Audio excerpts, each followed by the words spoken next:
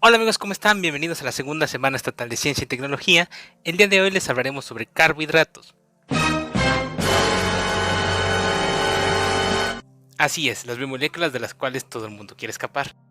El objetivo de este video es describir mediante el uso del material audiovisual la temática de carbohidratos desde un enfoque químico y biológico para la comprensión dirigida a todas las edades. Así que, sin más que decir, comencemos. Ahora sí viene lo chido.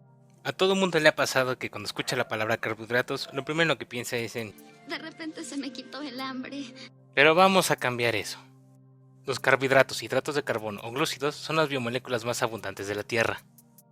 Ciertos carbohidratos, como el azúcar y el almidón, son fundamentales en la dieta humana y la oxidación de carbohidratos es la principal ruta de obtención de energía en la mayoría de las células no fotosintéticas.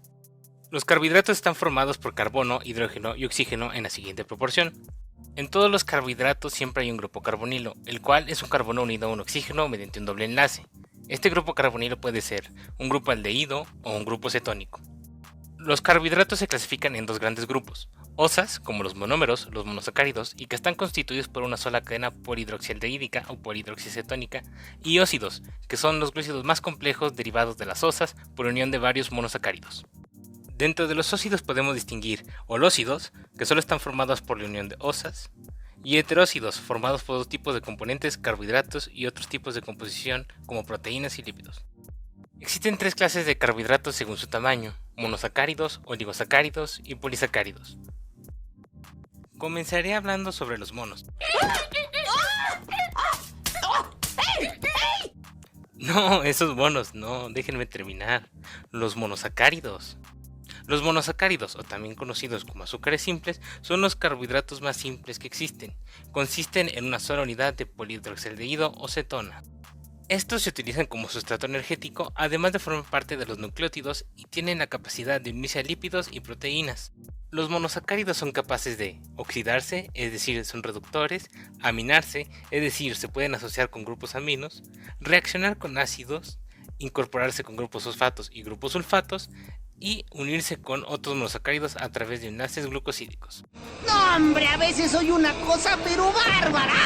Los monosacáridos se dividen en dos grandes grupos: aldosas, en donde el grupo carbonilo está en el extremo de la cadena con función de aldehído, y cetosas, en donde el grupo carbonilo está dentro de la cadena. Según el número de átomos de carbono, los monosacáridos se denominan en triosas, tetrosas, pentosas, hexosas y heptosas. El esqueleto de los monosacáridos comunes consiste en una cadena de carbonos unidas por enlaces sencillos. En las formas de cadena abierta, uno de los átomos de carbono está unido a un átomo de oxígeno por un doble enlace, formando un grupo carbonilo. Cada uno de los demás átomos de carbono tiene un grupo hidroxilo. Si el grupo carbonilo se halla en un extremo de la cadena carbonada, es un grupo aldehído, y el monosacárido recibe el nombre de aldosa. Si el grupo carbonilo está en otra posición, es un grupo cetona, y el monosacárido se denomina cetosa. Los monosacáridos más sencillos son las dos triosas de 3 átomos de carbono: el gliceraldehído, que es una endotriosa, y la dihidroxiacetona, que es una cetosa. Los monosacáridos más comunes en la naturaleza son las hexosas, las cuales se conforman por glucosa, que se encuentra libre en los frutos o formando polisacáridos de reserva como el almidón o el glucógeno, o estructurales como la celulosa. Su degradación en la respiración celular supone la principal fuente energética celular. La galactosa, la cual con la glucosa forma el disacárido lactosa.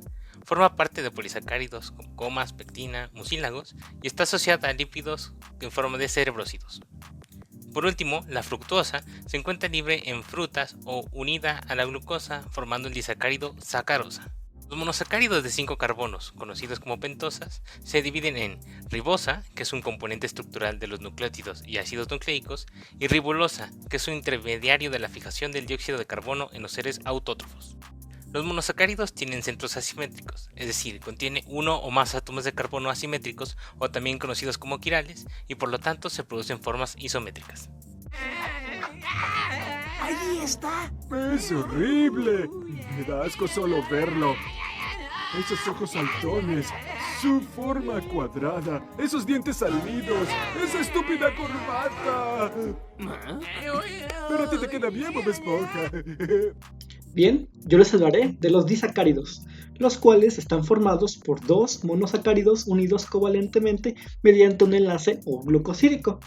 Esta reacción da lugar a la formación de un acetal a partir de un hemicetal y un alcohol. Los disacáridos se dividen en maltosa, lactosa, sacarosa y trealosa. Comenzaremos con la maltosa, la cual está formada por dos residuos de D-glucosa unidos mediante un enlace glucosídico. La lactosa, la cual se encuentra en la leche, está formada por la D-galactosa y la D-glucosa, también unidas por un enlace glucosídico. La sacarosa, conocida como azúcar de mesa, está formada por la D-glucosa y la D-fructosa. Esta se sintetiza en plantas pero no en animales. Y por último, la trealosa, la cual se forma por dos residuos de D-glucosa y es un constituyente principal en la hemoglobina de los insectos. Pero, ¿qué pasa si juntamos varios monosacáridos en vez de solo dos? Pues en ese caso obtenemos los polisacáridos, los cuales pueden ser clasificados en tres grupos dependiendo de su función. Estructurales. En este grupo tenemos a la celulosa y a la quitina, pues proveen estabilidad mecánica. En el grupo de reserva tenemos al almidón y al glucógeno. Y por último, en soporte y protección, tenemos a la pared bacteriana de peptidoglucanos. Si el polisacárido está formado por el mismo tipo de monosacáridos, Para los monos, tontito. ¡Suban, monito! ¡Eso no! ¡No voy a llevar a los monos! se le conoce como homopolisacárido. Por otro lado, si está formado por diferentes tipos de monosacárido, entonces se le conoce como heteropolisacárido. Algunos homopolisacáridos son la forma de almacenar monosacáridos, los cuales se usan como combustible biológico. Aquí resalta el almidón y el glucógeno. Otros homopolisacáridos actúan como elementos estructurales en las paredes celulares de las plantas. Aquí resalta la celulosa. Por otro lado, los heteropolisacáridos proporcionan soporte a organismos en todos los reinos. Los glicoconjugados son una cosa muy sencilla de entender.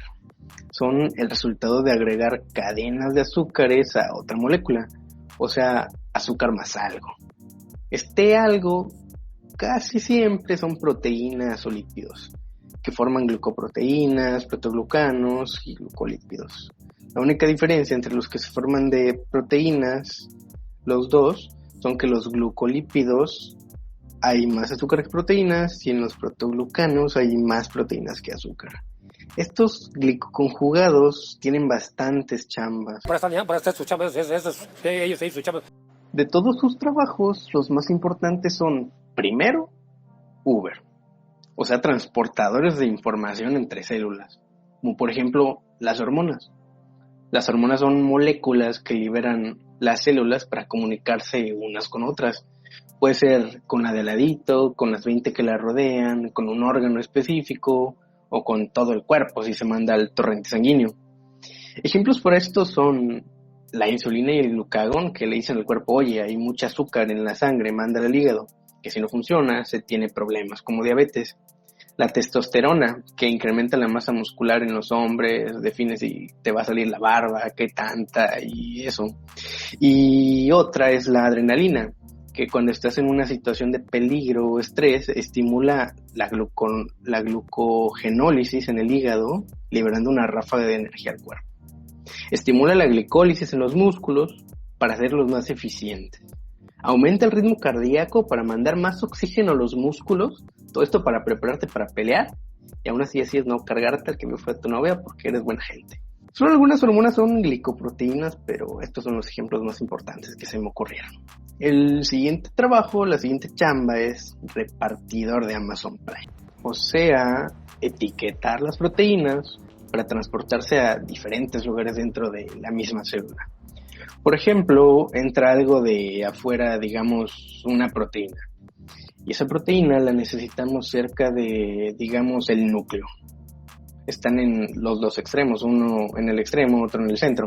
Le pegamos una cadena de azúcares, o sea, una etiqueta de azúcar a esa proteína que entra, que funcionaría como la etiqueta con destinatario de los paquetes de Amazon. Y el destinatario en este caso sería el núcleo, donde terminaría. El último trabajo que considero importante, especialmente importante, es repartidor de FedEx. O sea, etiquetar proteínas, pero esta vez para su destrucción, poniéndoles un marcador específico para llevarlas al lisosoma.